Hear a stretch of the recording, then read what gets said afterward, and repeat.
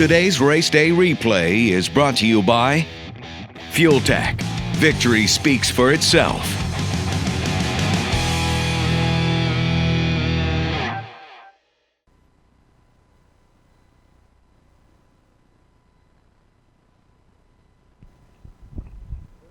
First pair of our Outlaw 632 semifinal round is set. Thank you to Innovative Racecraft for their support of Outlaw 632.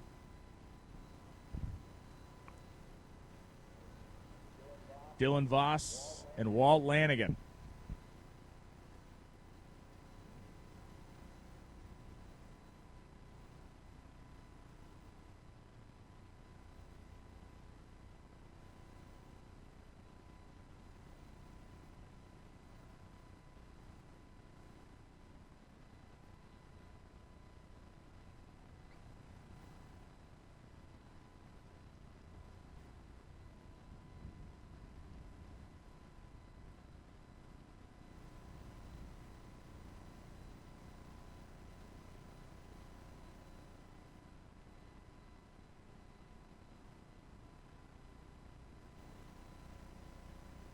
So they fired it up here on the left-hand side, waiting for the right-hand side to fire up.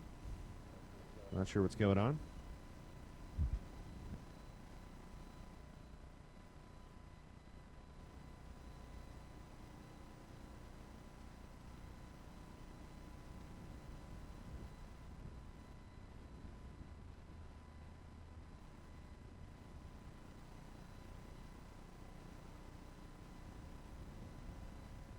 Dylan Voss and Walt Lanigan. They got them both lit now.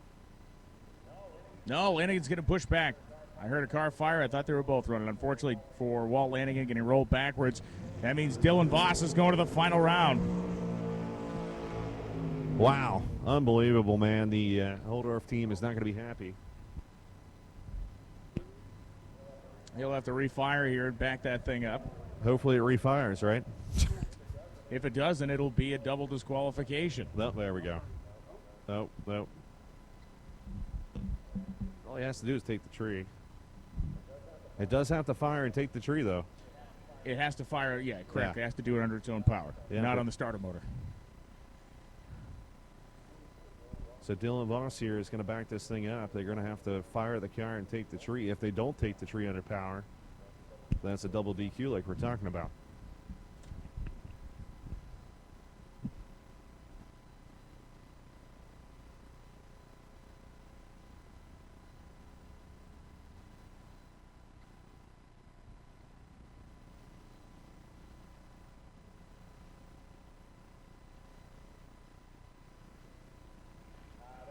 That's Can't not push legal. it. Can't push it. No, don't push it. Can't push it.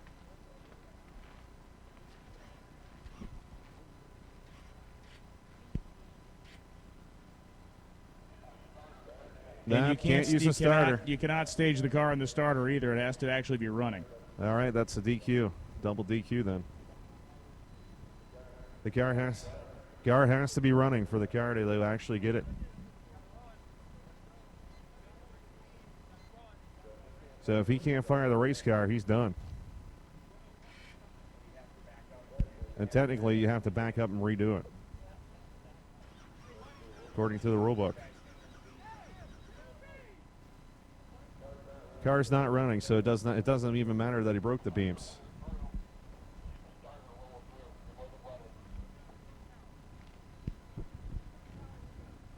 So that will be a double disqualification, Wow. a very rare occurrence in the world of drag racing where you actually have two cars that can't actually stage. So effectively what you have here is you'll have the winner of this next pair have a bye run in the final round.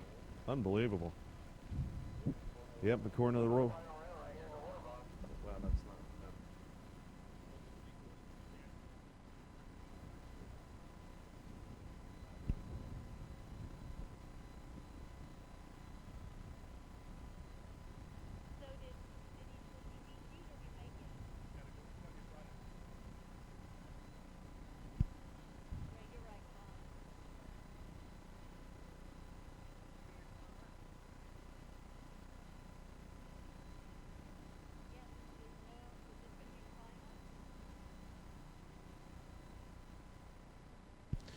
So it will be Walt DiStefano and Wes DiStefano, rather, and Chris Holdorf coming up right now. Holdorf's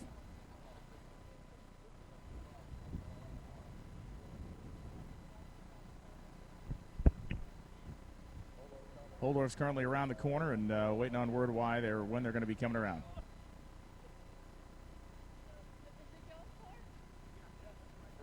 Chris Holdorf's on the clock. Nobody's starting, apparently.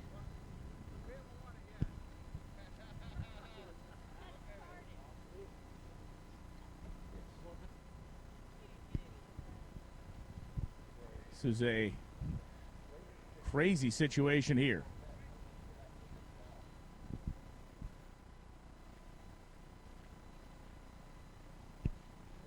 And again, as a reminder, the double DQ going on because you have to stage the car with it running. You cannot stage the car on the starter. So right now it is almost a default win here. If DiStefano's car can fire and stage and Holdorf can't do that, Wes DiStefano is going to have a bye when he gets to the final round, which he will get on a competition single. Yeah, they got the front end off the car, Brian. They're trying to work on it. This is a very strange situation where the Corvette didn't start, the other Corvette didn't start. So if Wes starts here and the other Corvette is done, then Wes is going to be the event winner. He's on the clock back there. It has been in the rule book forever that he must stage the car under power, not using the clutch pedal or any type of starter. That has been the rule forever, which is unfortunate, but that is the rule. It's clear as day in the rule book. It is super rare that that happens.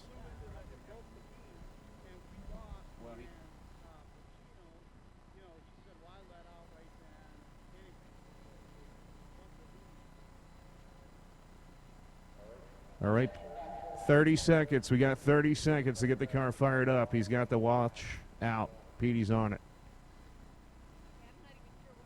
It's not looking good. Nelson walking away, pretty frustrated. Technically, you can run without the front end, right? I mean, technically, as long as it makes weight. It does not look like it's going to make it. I believe Nelson said, "Just go ahead."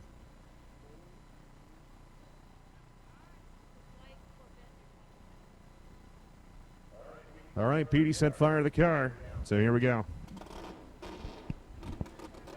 That is freak show level stuff. Now let's see if Wes Pretty can crazy. let's see if Wes can I wouldn't even make the pass. one I out would of go four, up there. man. Stage the thing and just take the green.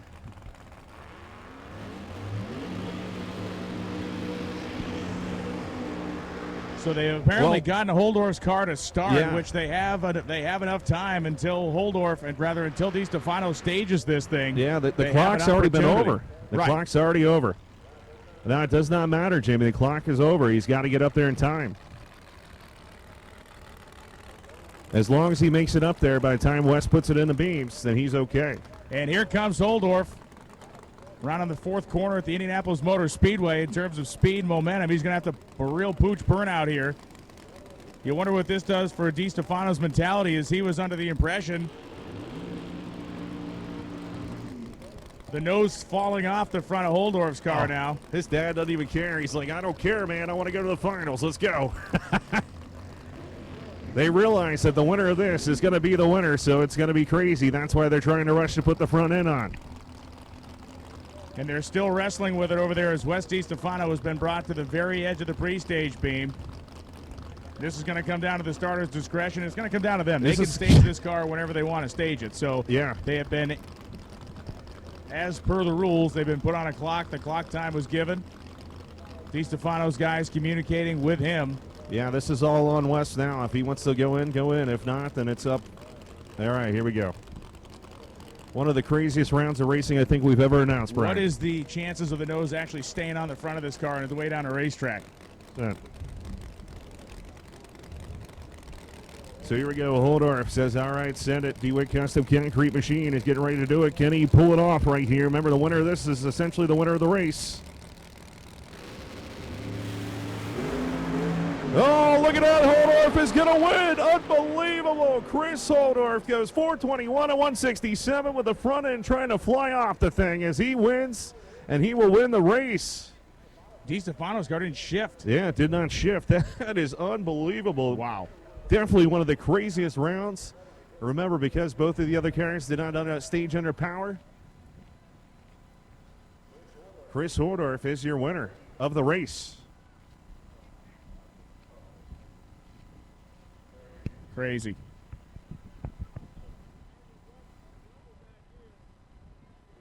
The craziest round of racing I've ever announced. That's that was off the wall, man. Or at least of 632. That was off the wall. Unbelievable. Pro Charger Pit Pass. I'm here with Chris Holdorf, winner of the Pro 632 portion of the event. And Chris, I have seen some insane stuff at the drag strip, but what transpired in what would be the semis slash final or whatever it was insane between your teammate and you and everything that went on. Kind of walk our viewers through, like they saw on the live feed what was going on their end. What was happening for you inside the car?